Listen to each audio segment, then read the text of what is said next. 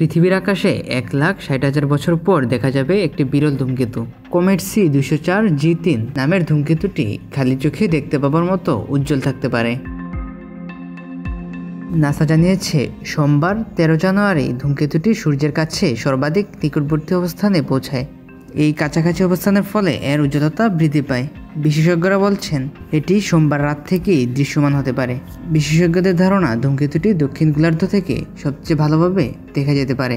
এটি শুক্র গ্রহের মতো উজ্জ্বল হতে পারে। নাসার ATLAS গত বছর এই ধূমকেতুটি শনাক্ত করে।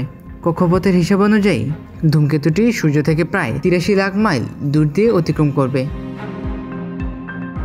লন্ডনের কিংস কলেজ অ্যাস্ট্রোপার্টিক্যাল ফিজিক্স এবং কসমোলজি বিভাগ বিরল এই ধূমকেতু পর্যবেক্ষণ করছেন। প্রতিষ্ঠানটির গবেষকরা এই ধূমকেতুকে 1,60,000 বছরে একবার ঘটতে যাওয়া একটি বিশেষ ঘটনা হিসেবে বর্ণনা করেছে।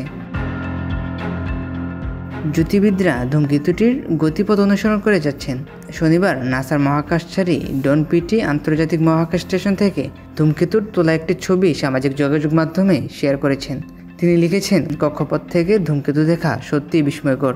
অ্যাটলাস C-204G3 আমাদের সঙ্গে দেখা করতে এসেছে।